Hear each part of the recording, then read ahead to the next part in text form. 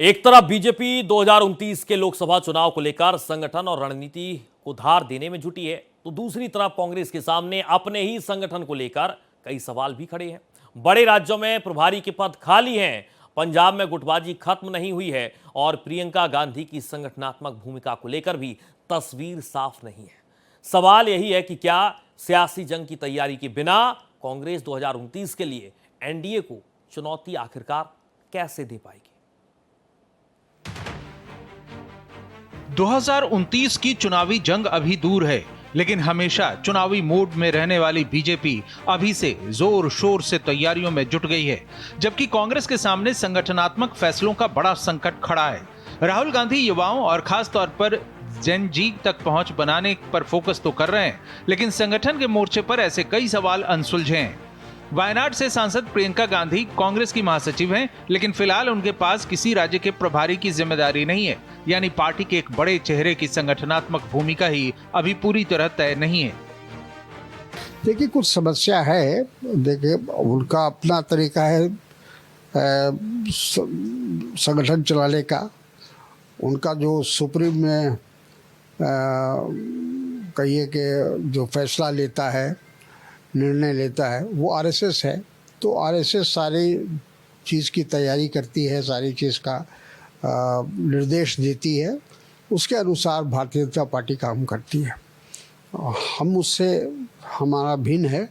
हम लोग कोशिश करते हैं कि कांग्रेस कार्यकर्ताओं की क्या भावना है, उसके अनुरूप फैसला लिया जाए। इसके बाद बात उन राज्यों की जहां प्रभारी पद खाली पड़े हैं। महाराष्ट्र में कांग्रेस के प्रभारी रहे रमेश चेन्निथल्ला अब केरल सरकार में मंत्री हैं। महाराष्ट्र के लिए अब तक पूर्णकालिक प्रभारी पद पर नियुक्ति नहीं हुई है।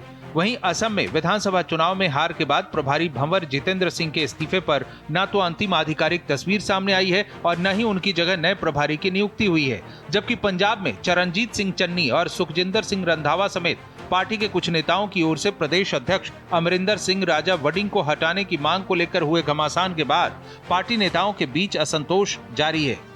लेकिन कांग्रेस बीजेपी संगठन पर ही सवाल उठा रही है।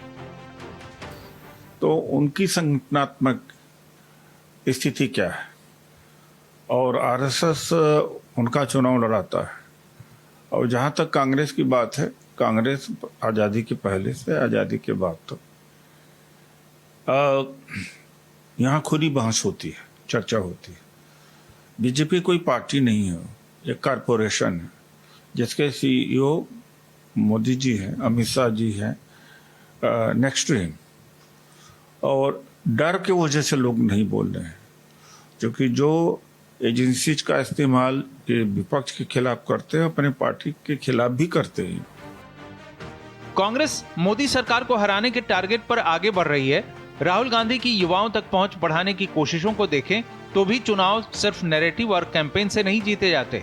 मजबूत बूथ संगठन, स्पष्ट नेतृत्व, राज्यों में सक्रिय संगठन और समय पर लिए गए फैसले भी उतने ही जरूरी हैं। ऐसे में सवाल है, क्या कांग्रेस 2029 की जंग शुरू होने से पहले अपने संगठन को पूरी तरह तैयार कर पाएगी? दिल्ली से प्रशांत त्यागी की रिपोर्ट, भारत एक्सप्रेस।